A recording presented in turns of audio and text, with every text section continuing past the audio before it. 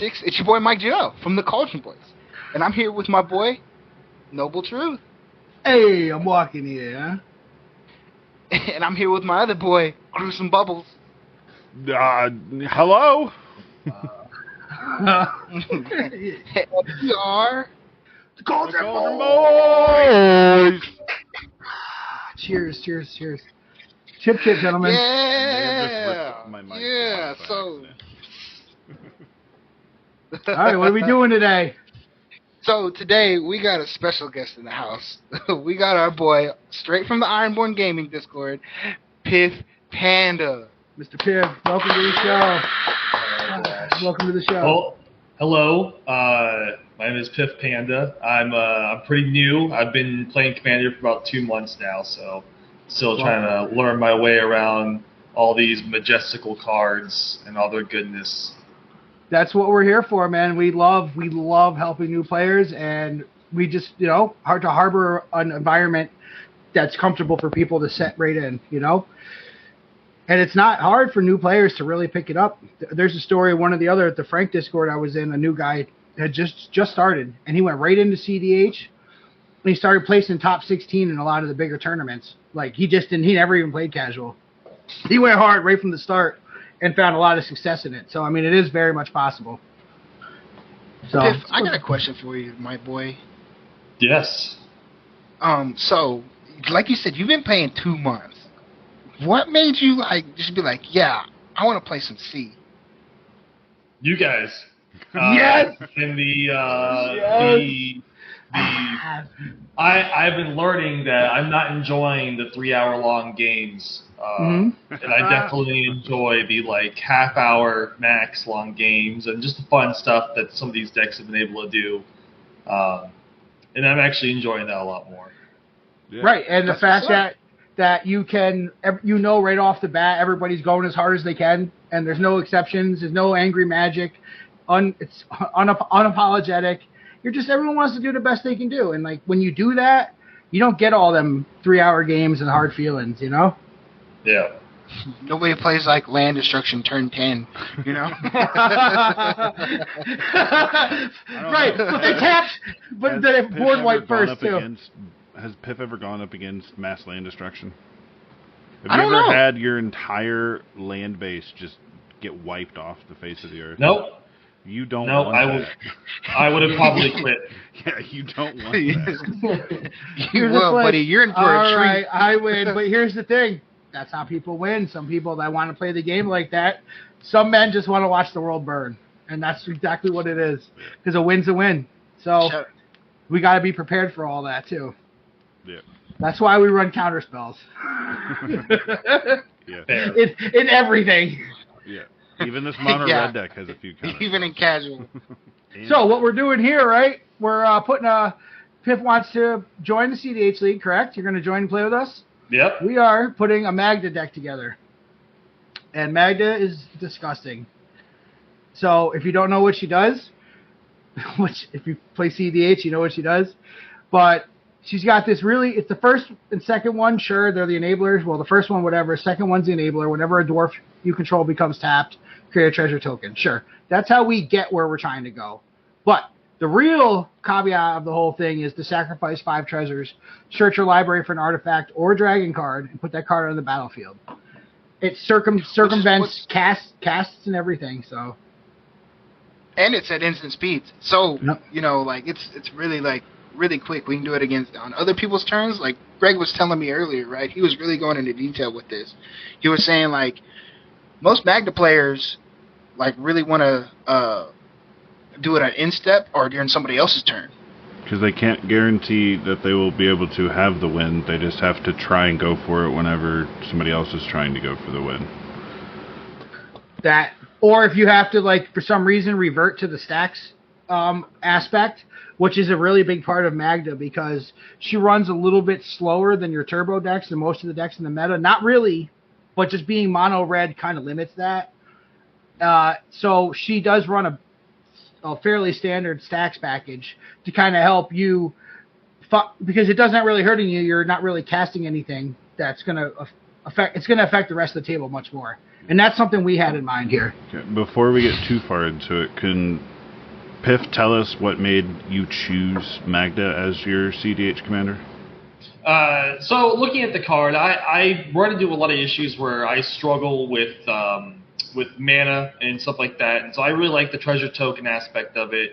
I love Dwarves, and also the additional effect of being able to just pretty much amass a dragon army on the battlefield by using your tokens. It kind of excited me. I'm not quite sure what the win cons are for this entire deck. We got you. But just the idea of bringing out a bunch of dragons and stuff, was a pretty cool. So in cEDH, you find typically that it's a combo that you're trying to win with right away. The dragon, although if stacks and stuff does occur, the dragon combat win is a backup line to like winning. But in C, you don't really actually see a lot of combat. You see people pressuring life total, especially on players that run ad naus, like black players. Guilty. Deck has the one yeah. now. Yeah. So pressuring life totals is a good reason for combat. Also, but coming back around to Magda, there are a few dragons. We had a lot of them, but here's the thing. They're high cost. You have to really be selective because when you do the high cost cards, these are things you can see in your opening hand that you don't want to see. That'll force you to have to mulligan to something that's actually good to give you some gas. Or like if you pulled 2 7-cost dragons in your opening hand, you're probably not going to have a good game. Unless the rest of your hand is absolute gas. Plus, just fire. If they're in your hand, you can't rip them from your library. So, there's that too. You'd have to hard cast them. So, it's important to play the right ones instead of the rest. Now, we'll talk about, I guess, this win con first, since you mentioned combat by dragons. We are on Utvara Hellkite, hard in Magda. So whenever a dragon you control attacks, you put a 6/6 red dragon with flying on the battlefield.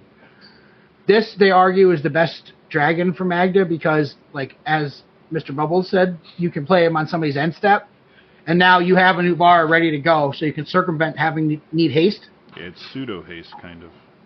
Right, in a way, right. And that starts making dragons real fast. I mean, it's you got 2 6/6s next turn, and then you have 4 the next turn. Now, you're taking players out in a rip after 2 turns, which is why Utvara's got a lot of potency. We also chose Hellkite Tyrant because... Let me. We chose Hellkite. Take it away, Mike. We chose this one because we're the only ones that want to have artifacts. Screw everybody else. Give me them. and that's true, and that can make it so you're going to win. But that bottom line too, you activate Magda, you rip Hellkite Tyrant out at the end of somebody's turn. Well, guess what? You're going to your upkeep. You have 20 more artifacts, you win the game. It's like the mono red. It's like the Thoracle in this deck. Yeah, there are many ways to have infinite tapped treasures, or a arbitrarily large amount of tapped treasures, which is more than 20.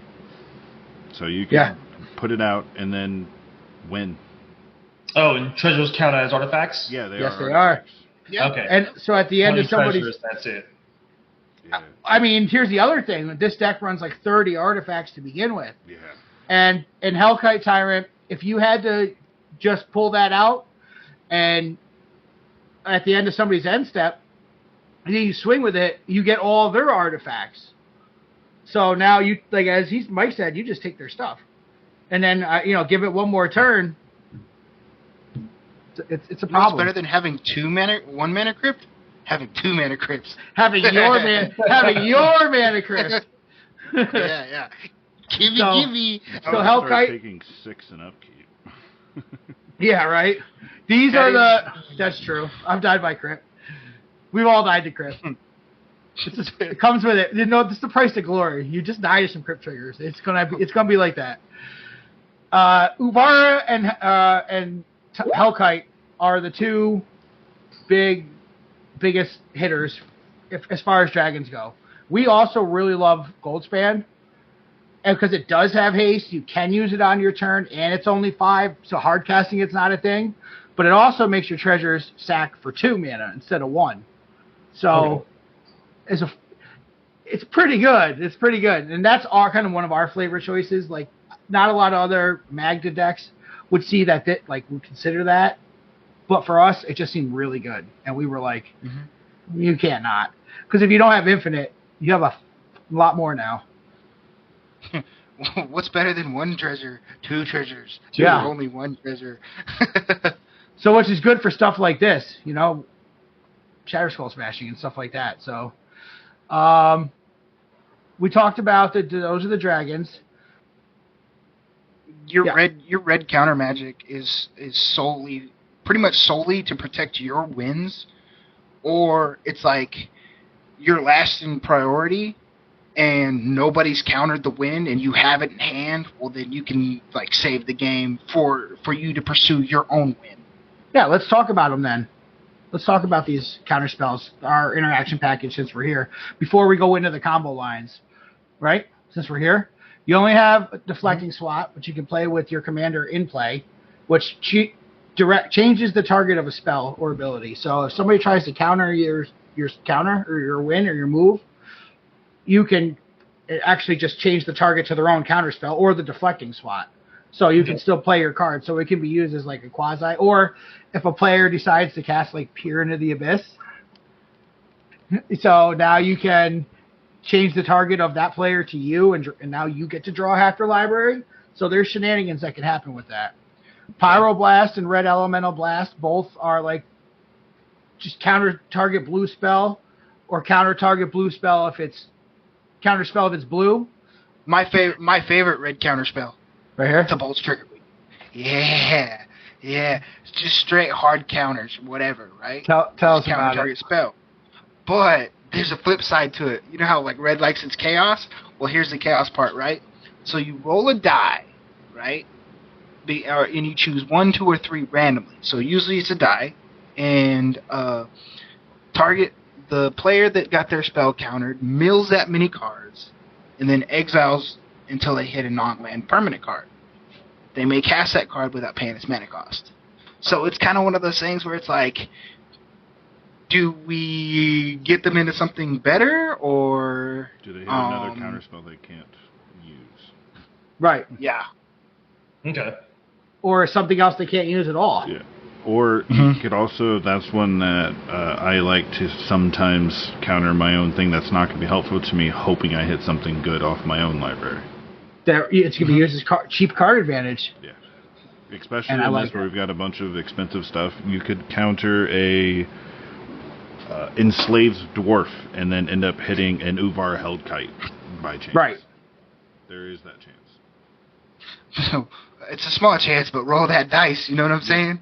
You'd be gassing yourself hard. Yeah. I'm hell bent. Let's get it. I'm catting around. How you liking it so far? I mean, it sounds good. I'm one of the people that I won't really know until I put my hands on it. I have to use it. I'm not. I can auditory all day, but I won't really understand until I actually get to use it and see how it works and play it. And like you guys said, get a couple turns on it, get a couple games in it, and then I'll start memorizing the cards, how they work with each other, and stuff like that. So I'm very excited because I love chaotic things. That's a huge part of my personality, is just pure chaos and not knowing what's going to happen and stuff like that. So I definitely I'm going to enjoy this, and I'm excited to see what happens. Hell yeah! Oh, I love it. Speaking of chaos, this card too, Flare of Duplication. It's one of the new ones from Modern Horizon. I love this card. We're running a shit ton of mono red creatures. There's not going to be a hard time trying to find something to sacrifice. So you can copy an instant or sorcery spell. Anytime another player is doing some dumb shit, you can do it too. Somebody wants to add Nause, you get to add Nause. So you'll see when an add Nause gets hit on you, what it people usually just win right after that. Put it that way. So on the shit ton of red creatures, we have 28 creatures, counting Magda, and only 5 of them are not red. So we have 23 red creatures to be able to sacrifice. Magda's also only 2 mana, so herself being, if she's our only red creature, that's not bad.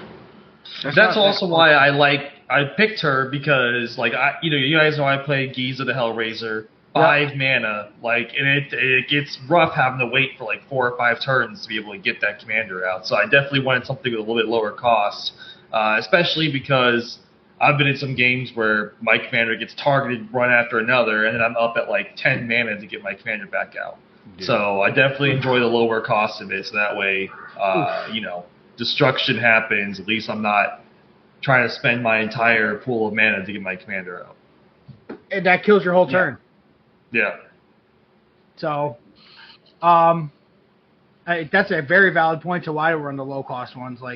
And I think partially the reason why a lot of commanders actually have made it to cEDH level is because of their cheap cost, like Kinnan, Nadu, Thrasios, all blue-green, Magda. These are, they're cheap. Yeah, their effect is good enough at their cost. It's not. There are cards that have some effects, like some of the popular cEDH cards, but their mana value is way higher.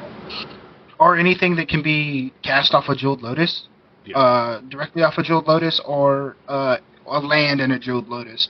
Those are gas as far as commanders go. Let's talk about our fast rocks real quick, right? We got Chrome Mox is an auto include, Jeweled Lotus. Sacrifice this. It's a 0 cost rock. You sacrifice that. You get 3 mana of any one color to cast your commander. That's Magda right there. That's Magda. That's very...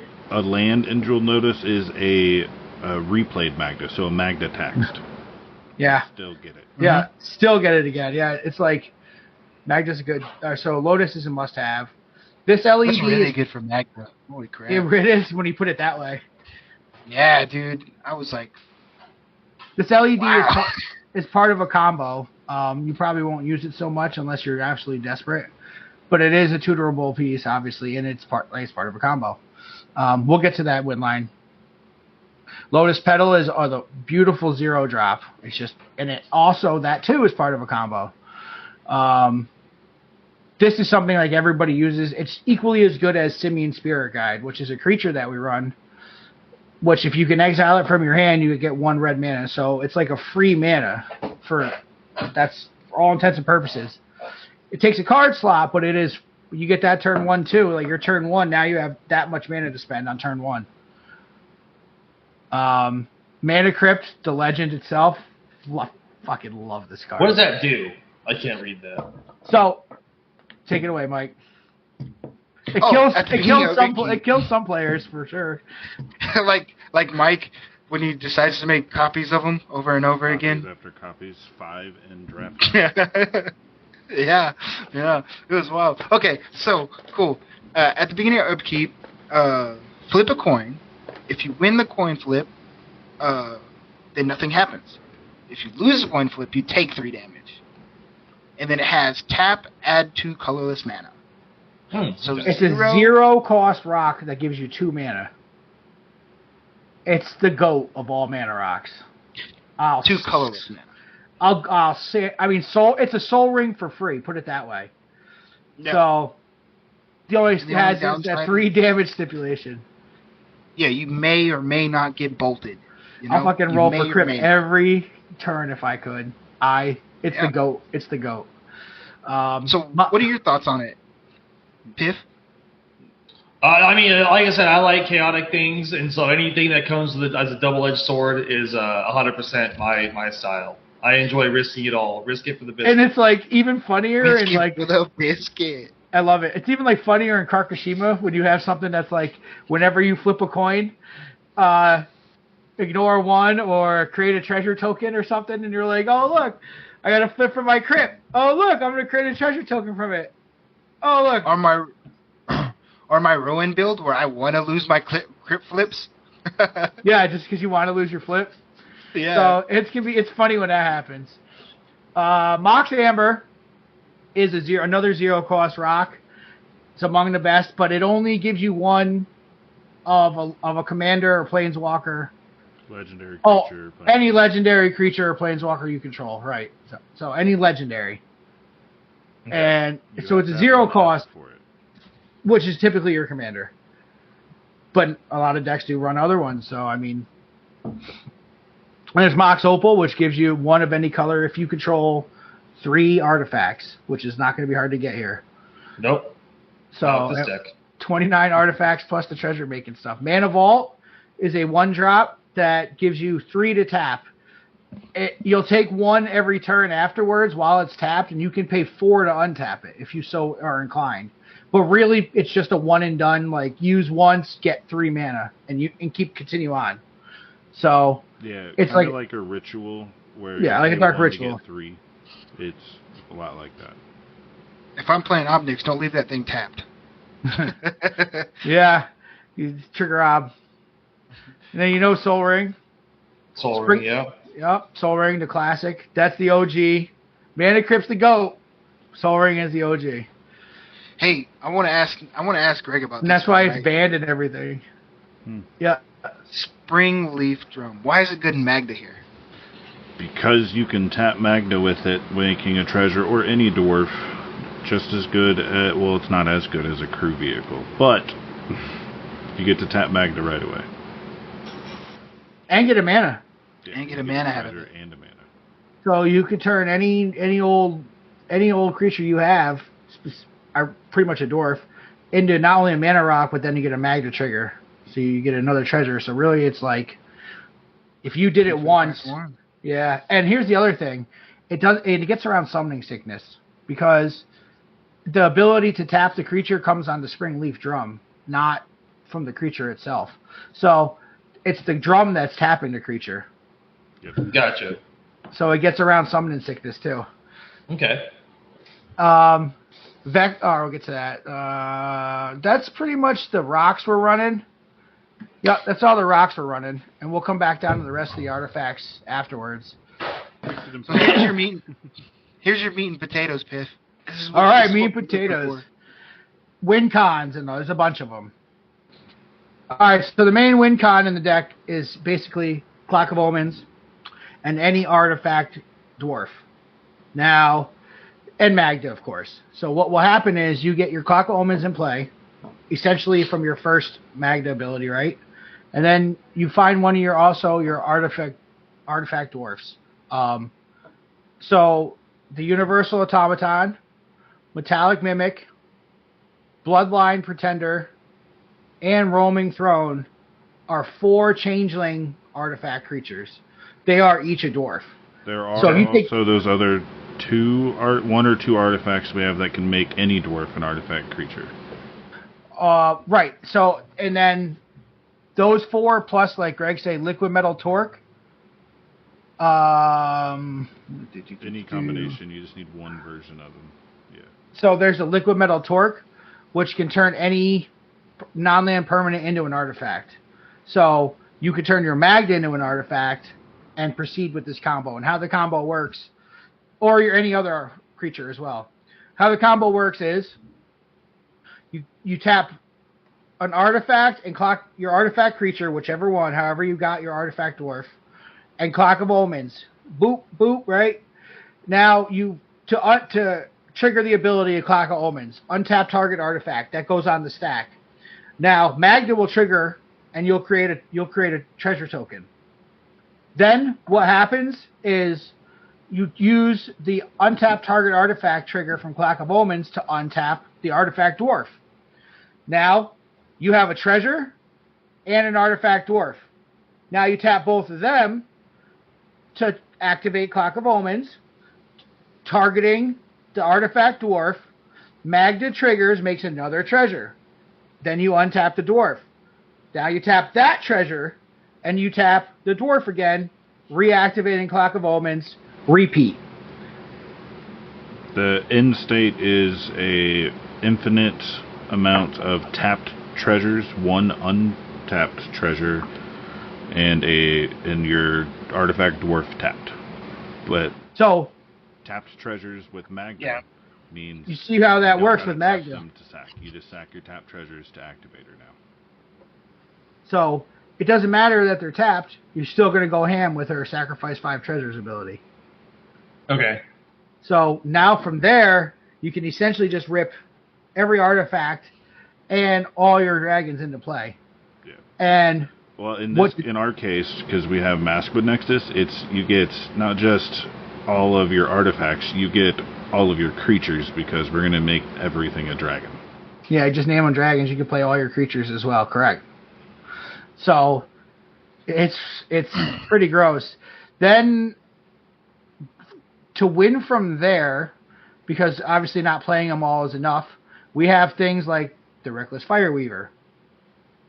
So you would just go on and continue making more treasures and deal one at a time to the whole table.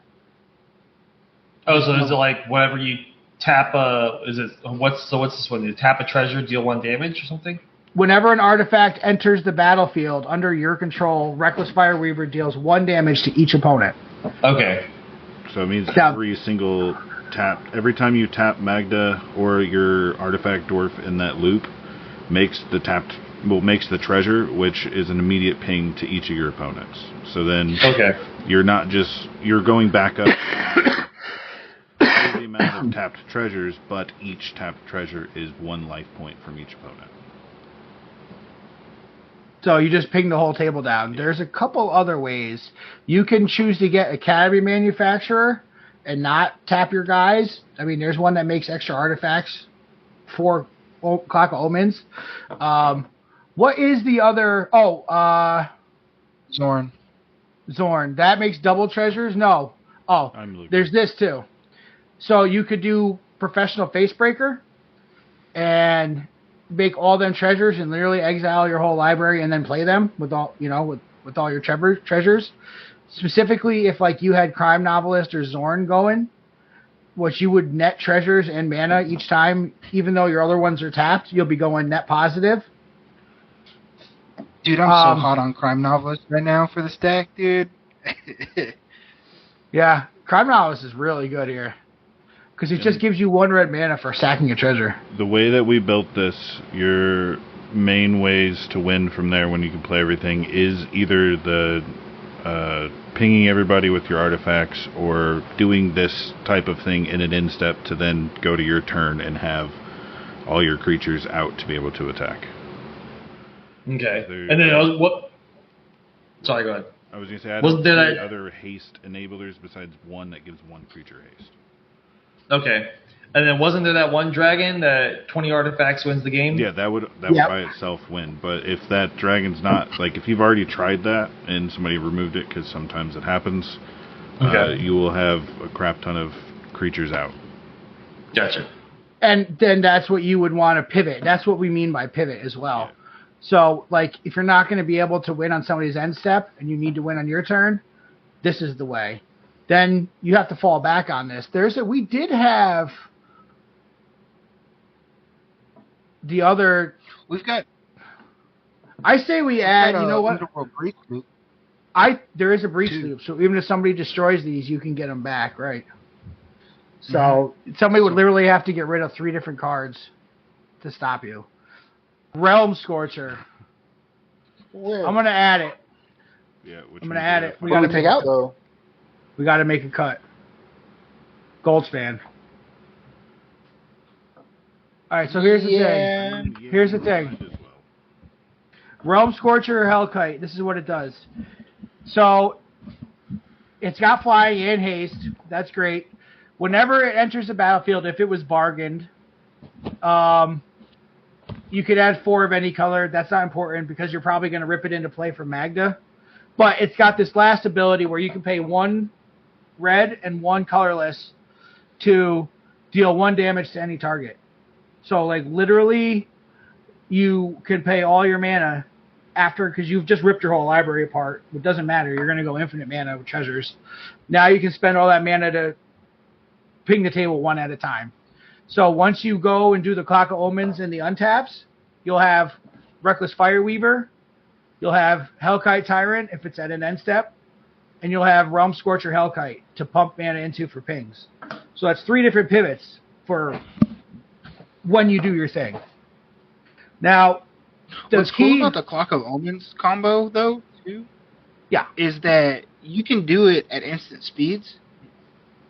So, you don't have to do it in your turn, right? Like, you could do it, like, for example, like, you have enough and you know you're going to be able, like, you have the Clock of Omens on field already, right? But you know you can pop off during the last end step, right? You can just do it at the end step and then pass to your turn and untap all your treasures if you needed that. Or if somebody goes for a win, like a Thoracle, your response could be, I'm going to see if I can get it. Yeah. Mm-hmm. Like, you can try to steal the win. Also, I wanted to say this grinding station also goes with that combo. That was the other one. Grinding. That was the one, right. Yeah. I knew there was another one in there. So what you do, you tap and sacrifice an artifact, which would be your tapped treasure that you just tap to make your next treasure. Target player puts the top 3 cards of his or her library into her graveyard. But whenever an artifact comes into play, you untap it. So you don't even need to really do anything else, like activate Magda and go any further. If you've got Grinding Station, all you need to do is the untaps. And then you can sacrifice every tap treasure to mill the table. Oh, milling out 100 cards? Or what, yeah, whatever's left. Whatever's left, right. That'd be boom, funny. Boom, boom. That's funny as hell. I like that. So are you familiar with the stipulation in Magic that if it is not when you have 0 cards in your library, is when you are forced to draw? Yeah, it's when you can't draw anything. So it's like past turn. Yeah. Fortune in here. Oh, that's true too. Because let's go to the next combo. Wheel them. Yeah. Oh, let's talk about the next combo. So also, in fact, Underworld Breach and LED combo with Grinding Station as well. I'm not sure about that one, but there is a combo line. Wheel of Fortune, LED, and Underworld Breach. Those let you. Right. That's another way of milling everybody out. Yeah. You force so you'll mill 7 cards at a time, which lets you get your refuel to replay it. So Underworld Breach is each non-land card in your graveyard has escape. The escape is cost to its converted mana cost, plus exile 3 other cards from your graveyard. So with Wheel, you'll be putting 7 in there, or 6, or whatever you're not casting. You have to at least put 3 in there to recast your LED. Oh, no, I'm sorry. You have to put 6 of 7 in there. So you get access to 1 card, really. And then you can continuously recast Breach and LED by exiling the other 6 cards, and the whole table will just have to discard. So that's another way. And then LED, Lotus Petal will do the same thing. It's just harder. It's just harder. Yeah, it's a lot harder, actually. And Jessica's Will and Jessica's Will can act as a quasi-Underworld Fortune. Yeah, Underworld Breach as well. Because with this, you're going to get your whole library, pretty much. As long as you can play the cards and kind of keep fuel in your graveyard. Well, you'll be getting... Yeah, it's the fuel in the graveyard, but you'll be getting the mana, because you'll be getting the mana off of your opponents.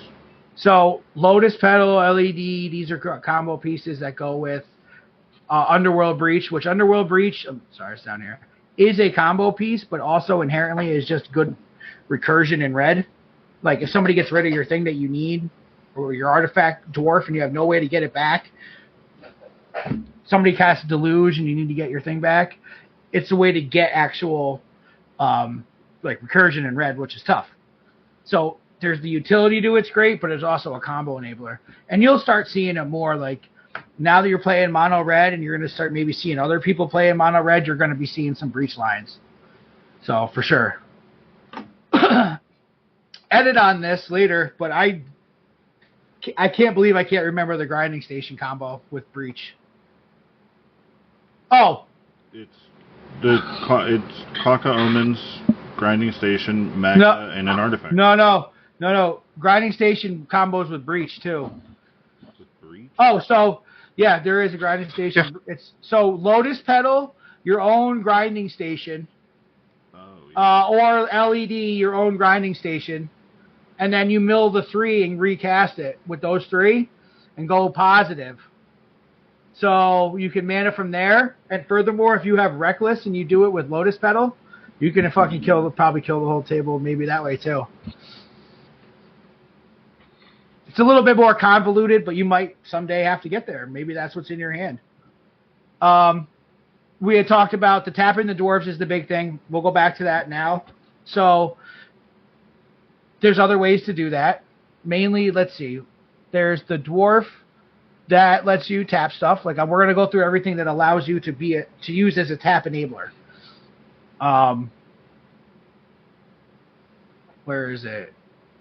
Hey, you forgot about the forbidden win con. Which clown. Clown car. Oh my god! All right, I'm getting down there in a second. All right, let's go talk about it. Tell them about it. Okay, so clown card. Greg, tell them about our favorite fucking card this deck, bro. Tell them. 1 sec. I'm gonna get me a car for this. Wait. I'm in a room with toys. Why so first off, car? Okay. So it is an artifact. I see it. There you go. It is an artifact creature vehicle, right? With the crew. Tell us why crew is good. Okay. Well, crew, you can overcrew. You can tap any of your dwarfs to crew it, which becomes a tapped dwarf, making you a treasure with Magda. But Clown Car's all accidental win con is if you have all that excess mana, just imagine it's a car. You put 30 million mana because you made a bunch of treasures into X.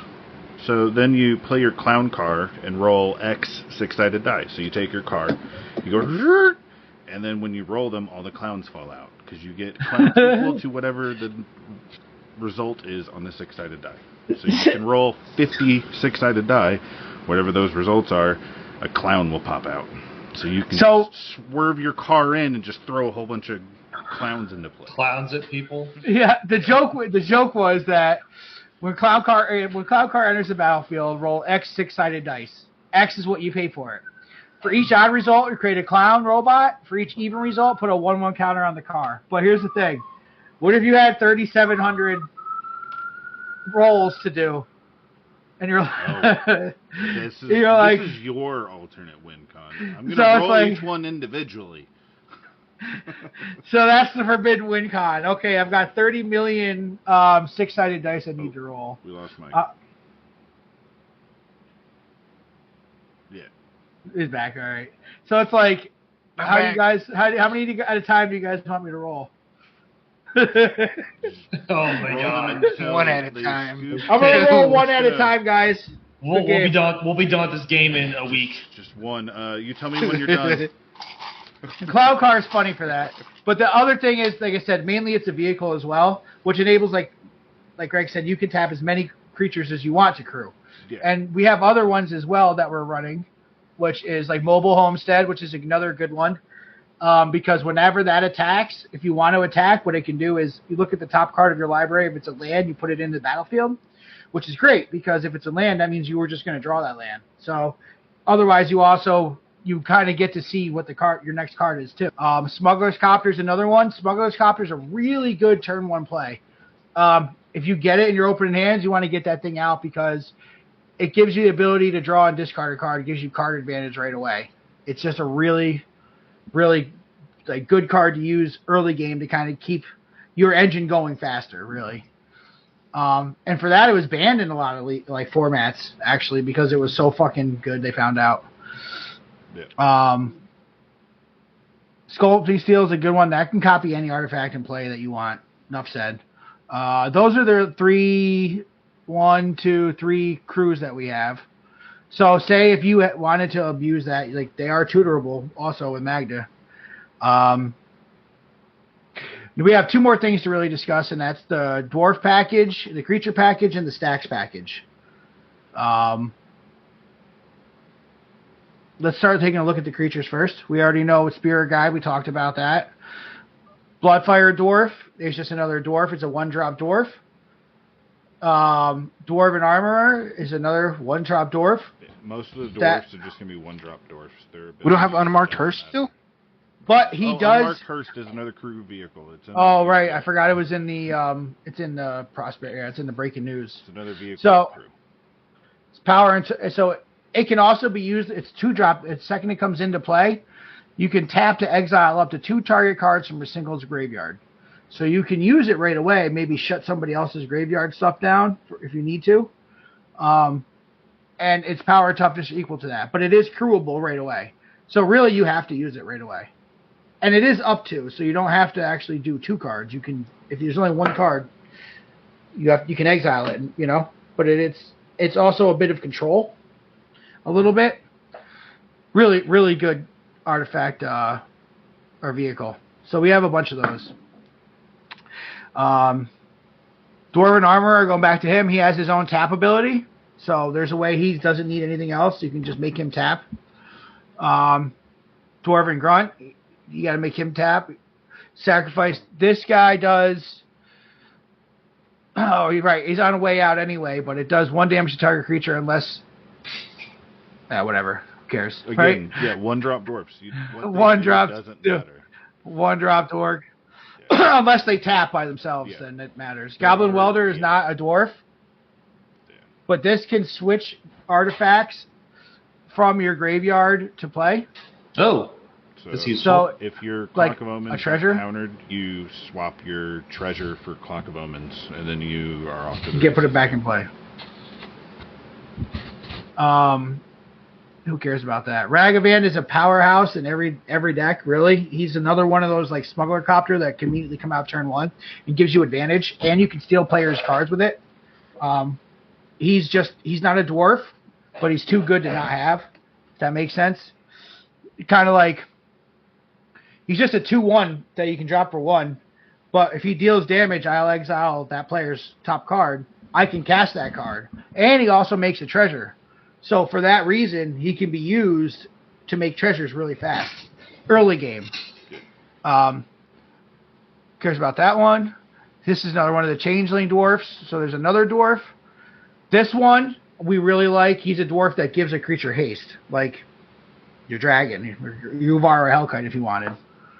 That's the one Greg was mentioning earlier. And he is a dwarf. He's a 2-drop. Dockside. You're familiar with Dockside, I'm sure, right? We all know what Dockside is. Yep. He does big boy stuff and makes lots of treasures. Metallic Mimic is another one that we said. It is just a dwarf artifact creature. Yeah. Reckless Fireweaver is the wind con we were telling you about. Academy Manufacturer is an artifact creature that if you would make a treasure, you'll also make a clue and a food. So, yeah, he makes 3 instead of 1. So when you have Clock of Omens, you can use this and not have to tap the treasure. You can then tap your clue and food, and now you can net the treasure if you want to go infinite mana. So you can go infinite mana, then infinite life, and then infinite card draw. And all 3 of those with just that, because it makes 3. Yeah. So you just choose what you want to tap, and it's perfectly fine. And it's disgusting, and we're here for it. Absolutely. Bloodline Pretender is another one. It's the Dwarven artifact. Crime Novelist. Oh, Mike Duval, tell me why you love this card. Oh, because like we'll get on those tapped treasures. Well, we're gonna sack them. We're gonna sack them off Magda anyways, right? But since they're tapped, we can't sack them off their ability, and we want to sack them for Magda.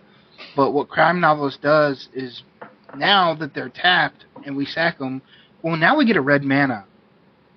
So we're basically getting our Magda trigger, and we're getting our treasure trigger at the same time. Yeah. Plus, like turning he's treasures getting into big, beefy boy.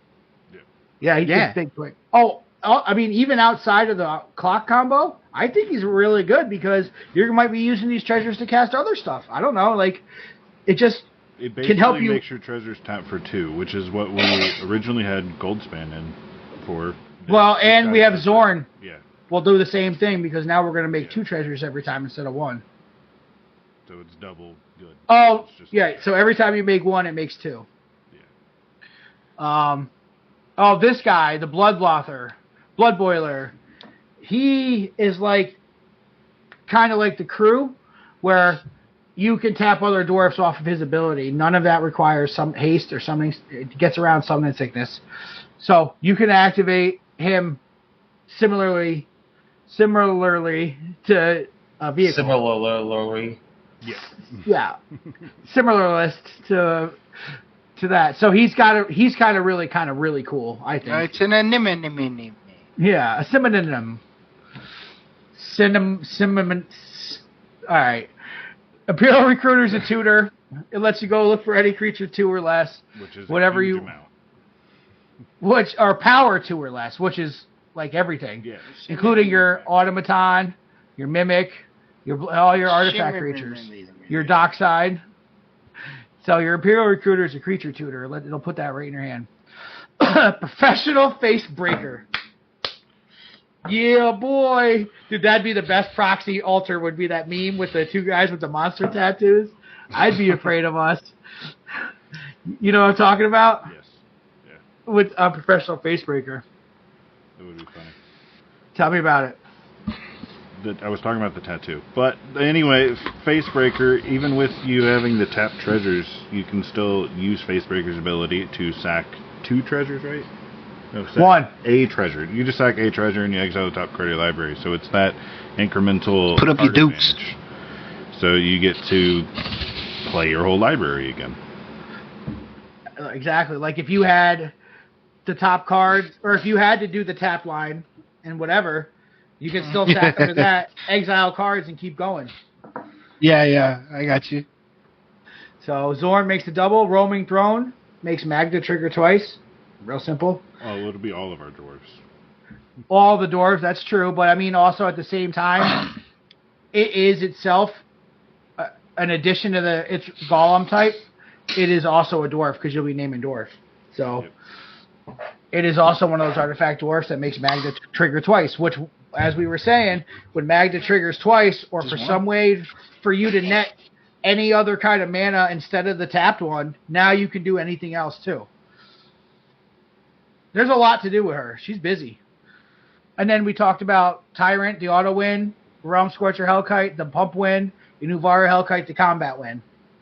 Why we got those 3 big boys in here. Another tutor, we got Gamble, which, are you familiar with that? No. No, it's just a red and Tim. Don't worry about it. So you tutor for a card, put it in your hand, and then chaos-wise, you will discard a card at random. So you look for any card, but then you discard a card at random. We know what Gamble does. Vandal Blast, you can overload, destroy every artifact. Shatter Skull Smashing is a neat model. That's not yours. That's not yours, right? Oof. But that's important in an artifact deck. Yours is important. Should probably mention that. So Shatter Skull Smashing is one of the model lands. You can pay 3 life, becomes an untap, but also you can use it to pump damage into creatures as removal. Same thing here. You can destroy a land, and same kind of thing. We know what Jessica's Will and Wheel of Fortune do. We've talked through all of these. I like Bottle Cap Blast. This is neat. It's expensive, but it can be improvised, so you can tap artifacts to cast a spell. And so for 5 mana, you'll deal 5 damage to any target. And if access damage is dealt that way, create that many, or dealt to a permanent, create that many tap treasure tokens. So like, you could spend 5 on 4 to make 4 more treasure tokens. But even if they're tapped, we have other ways that allow you to do things, you know, so it's just a good little, neat little removal. Plus your artifacts can be used to cast it. Now let's talk about how to protect it. The final ingredient here in this deck that we haven't really even touched on. The stacks. And the stacks, because we all don't like stacks, but like I said, Magda performs, and being a mono red is a little bit more robust. Does that make sense? Like, it does a lot, but it doesn't. It's one color. You're handicapped for that. You're not going to be able to go as fast as the turbo decks. To circumvent that and you'll learn that through matchups and what generals you're playing against. You have to find ways to slow people down. And here's a good example. Karn the Great Creator. Activated abilities of artifacts your opponents control can't be activated. Oh. Kick rocks, buddy. Yeah. And you know what's funny? You know what's funny is if they have a mana crypt, well, now they can't use it, but they still have to roll for their crypt every single turn. Yeah, that's funny. Funnier, if they have a One Ring on 5 and they can't add it anymore, they're just going to still take 5. That's funny. And so it does have 2 cool abilities. Until your next turn, up to 1 target non-creature artifact becomes an artifact creature with power and toughness equal to its mana value. So you which is cool. Turn somebody's mana crypt into a 0/0 creature, which kills it. Oh, or their interesting. Chrome Mox, their Mox Diamond. Any of the 0 mana artifacts can be creatures with 0 cost toughness, so they die. Yep. Giving me the cheat codes here. Yeah. Secret and then attack with Liquid Metal Torque and Karn. If you Liquid Metal Torque somebody's land and then Karn that land, you kill their land. I hate you. I hate you for doing that. They have terrible. done that a time or 50. That is terrible. I've been on the end of that once. I like it. It's brutal. So, some other stack stuff, not really any in creatures. You're going to be more in artifacts, but we do also, I want to talk about these 2. This one, Blood Moon. This is our personal flair because nothing fucks a good player like screwing your mana base. Especially players that play 3, 4, 5 colors because they're relying on, they don't have basics. They're all non-basic and are still trying to only run 28 lands. So every one of those lands needs to be thoroughly committed to multiple colors and ways to get multiple colors because you're still trying to go fast. That's why an optimized land base is so important. Blood Moon, it doesn't hurt you at all. So, you're already not one bit. And you know what? If I see a Blood Moon while I'm playing Atraxa, just go ahead and just yell at me. Just pack it up. Same. And the thing is, too, it's not like you can even get the mana back from it any other way. Like you're got mountains. You're Ancient Tomb. You're anything. You're Underground Sea. That's a mountain. It's an ancient mountain. It's a mountain, dog. Your mountains. City of Mountain. Reflecting Mountain. Forbidden Mountain. Exotic Mountain. Mountain. Mountain Tarn. You can't even use fetch lands. Yeah. A flooded mountain. But you can't even crack a polluted mountain. Oh God, I hate this. All right, so some of the other mountain categories. So those are 2. Sorry. Continue. Are we done? We all got it out? Nope. All right. Proceed. Target speed round. Target Mountain. Gemstone Mountain. Mountain Caverns. Mountain Caverns. I was going to say that. All right. Vexing Bauble. Whenever a player casts a spell, if no mana was spent to cast it, counter that spell. Haha. Nobody gets mana rocks. No mana rocks, no free spells, and if you can do politicking here. If somebody is going for the win, but somebody has the counter spell for that win, then it's free. And you can politic of, I'll get rid of it if you stop the win. And the other thing is, you can't cast the spell. So if you were to go and had that in play and still did your untap thing, you could still rip all your mana rocks out with Magda. Yeah, Magda puts them into play. You're not casting, so this doesn't hurt you. Well, other than casting it, but it also fucks the table a little bit harder. You've got a way to go around it. Yeah, that's what I'm saying. This Magda gets around this effect because she just puts them into play. She doesn't cast them. And if all else fails, it's a Hail Mary, sack it, and draw a card. And you're right, gets around the free counter spells, which is a big deal. You'll see. Yeah. Damping Sphere. Storm. Doesn't really.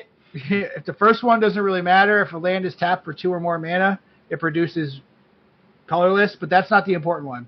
Each spell a player costs 1 more for each spell that you've already played this turn. So if you're going on to your 3rd spell, it's going to cost 2 more. So, people are players or LED brew. Everybody really, yeah. Kills loops, kills breach loops. Good point. So there's a lot of things that this does to slow people down, and most people are trying to cast 3, 4, 5 spells a turn. That's a good turn, especially around turn 3. Sphere of Resistance. All spells cost 1 more to cast. I mean, you're paying it too, but you're making treasures, and everything you do makes more. So, and you're also not casting a whole lot. Yeah. If your game plan's going, you're not casting. You're just activating. So again, their free spells cost 1 now. And couple that with Thorn of the Amethyst. Keep in mind with that and Vexing Bauble, anything that makes a spell cost more means Vexing Bauble doesn't do anything. That's a good time to sacrifice. That's where you can sack it to draw the card. Okay. Because now every costs 1 anyway. Perfectly said. Perfectly said. Thorn Amethyst does the same thing. Non-creature spells cost 1 more to play, just like he said. If they're intertwined, typically having one of these in play is really almost enough to like get you where you need to be on that level. Torpor Orb shuts down Thassa's Oracle, the most important combo piece and combo in the whole entire game of Magic the Gathering. Definitely in cEDH. Definitely in EDH. Thassa's Oracle is a thing. And it literally goes off entering the battlefield triggers. The only things that we have that matter that is like Dockside, which is a luxury card for us anyway. Yeah. Or Metallic Mimic now doesn't get to choose a creature type. No, it's as it enters. It's not an ETB effect. It's just like a copy creature. Oh, it's as, right. Sorry, it's not when. Okay, right. Yeah. Thank you. I knew this. It's just Dockside. That's our only ETB is Dockside. Yeah, so it shuts down a lot of people's stuff that were, Spellseeker lines, a lot of things. Curse Mirror is neat. This can come in as a copy of any creature in the battlefield. Or an artifact. You know what's cool about that? Oh, no, it's creature. I once used that to copy a Gilded Drake that somebody had given me and taking my commander to get my shit back. Now you take this Gilded Drake. Smart. So Curse Mirror can do a lot of things you could copy. And it's only until the end of turn, but sometimes maybe that's all you need to do. Maybe, who knows? It can be a lot of things. It can be, and it's most certainly a dwarf, if you want it to be. So it could also be a double Dockside if you just, for some reason, need that ritual that bad. Trinisphere. So as long as that's untapped, which, mind you can tap it on your turn with Unwinding Clock. Any spell that costs less than 3 now costs 3. Get wrecked. Your 0 mana rocks cost 3. A mana crypt for 3 mana sucks. A soul ring for 3 mana sucks. Dark Ritual 3 for 3 sucks. Yeah. Everything sucks. All your free counter spells, everything people are trying to do, cost 3. Yeah. You take your deck list from being like a 1.1, 1.2, 1.3, 1.4 to like a 3.4, 3.5, 3.6, sometimes even more than that, Yeah, could be a 5 or a 6 on the mana pool. Everything's minimum 3, so it's harsh. And for us, if you look at a little of the statistics, the majority of the deck is under 3. 15, again, you know what I mean? We're not casting most. We're not trying to cast it all, so that works. It's still, so that's, we get around it. That's something that's going to slow everybody down, make them cry. You're going to hear griping, but again, you can get around it if you want. It's up to you, like how to use it. It's a banger. God's Pharaoh Gift is another one that you'd want to rip out with Magda. Spells your opponents cast 2 more to cast. Cost 2 more. So it's another stacks, but it specifically targets other players. That's something you'd want to rip out. You wouldn't want to see in your opening hand, unless you got also other fire. So that's it for the stacks pieces, which is a nice little. You really only need 1 or 2 of those is going to do it for you. And for that, people will cry and probably want to remove your stuff. Let them use their removal on it. Mask. We talked about One Ring, the One Ring, Maskwood Nexus. Creatures you control are every type. This turns everything into dragons. So you can get this out. Name dragons, right? And you don't name anything. Oh, you don't. It's just everything You get to your Magda activations can get they're every dwarves, but then also when your dragons tap or your goblins tap, they are Magda triggers because they're also goblins. And they're goblins and dwarfs, right? They're all searchable and dragons. Triggerable.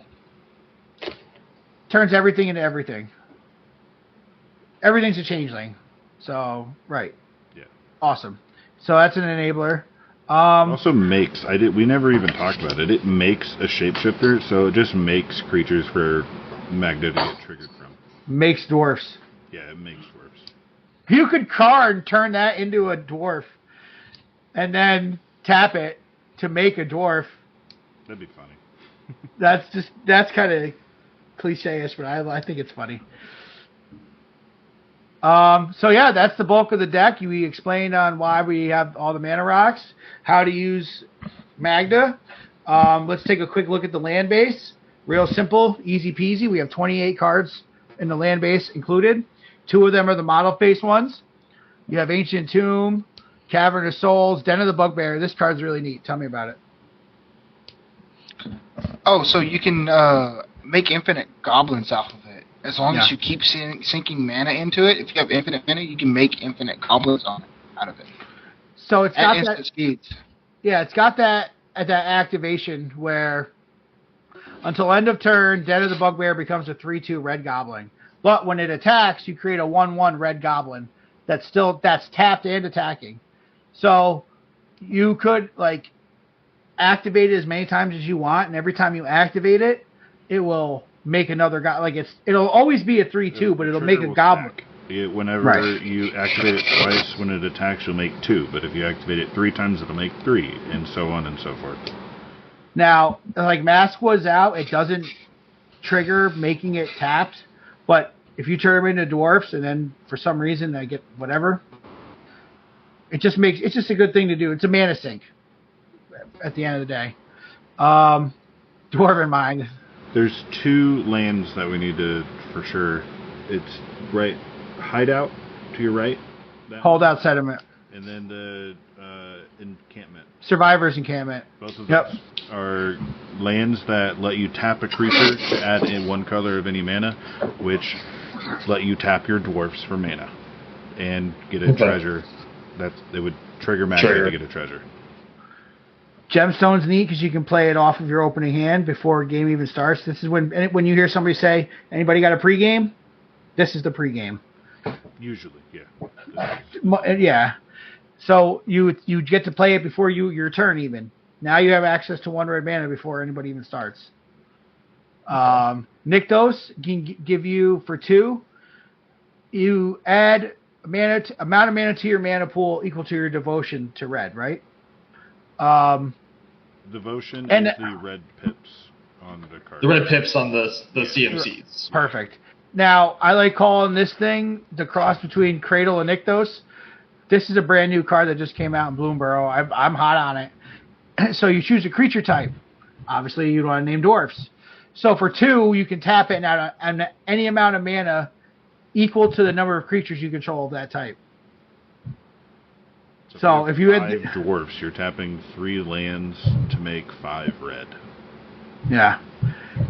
If you had 99 goblins, I don't know from Bugbear, but if you can make more dwarfs or whatever you want to do, it's a good way that you can be able to get a lot of gas fast. Treasure Vault is an artifact that you can rip out and then put all your treasures into if you wanted to. All your mana into. If you were to lose mana, you could turn them into more treasures. It's a good way to make more treasures. You could pay 10 if you had the gas, say from a Jessica's Will or your crime novelist. Crack that, make 5 more treasures, and then boom, you get a Magda activation out of it. Gardens is hotness because it can become a copy of any artifact, non-token artifact you control. Notably, it stops becoming a land. But the ability to copy any of your artifacts, I don't know. Oh, I'm agreeing with you. I'm just saying, make sure. 2 One Rings. Well, it's legendary, so you'll have to get rid of 1. But if you had burn encounters or whatever, you could refresh it. And this is another stacks piece that people use too.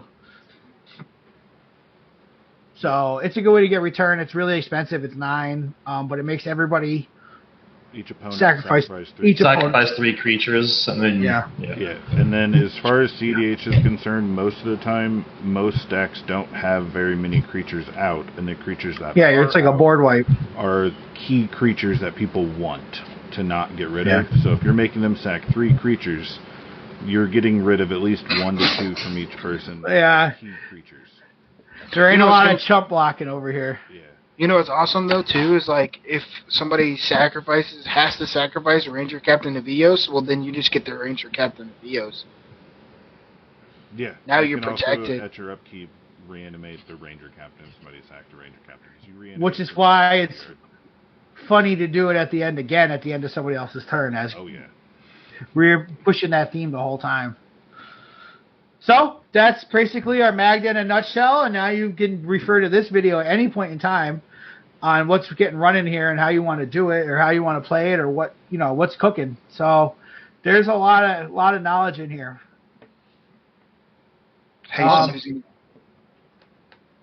Well, I think that about wraps up Magda cEDH in a nutshell and our version of it. Well, we're going around the table. Mike's having a bit of an issue, but he's here. You can see him. Look at him. Isn't he handsome? And then there we got, thanks again, Mr. Gruesome Bubbles. Yeah. The man.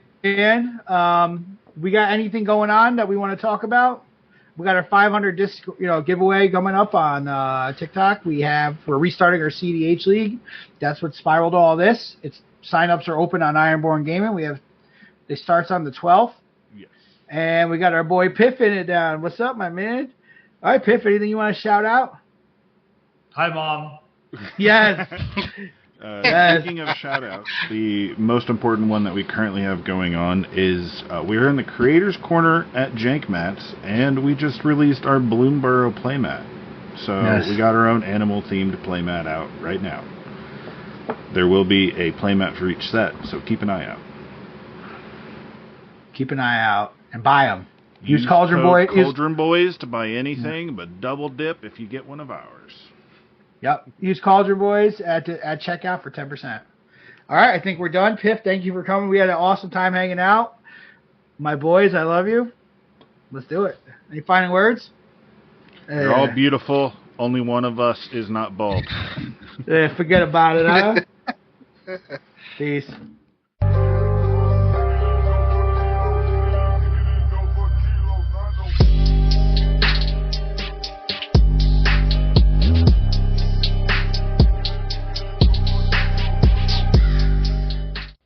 Oh. Noble dies.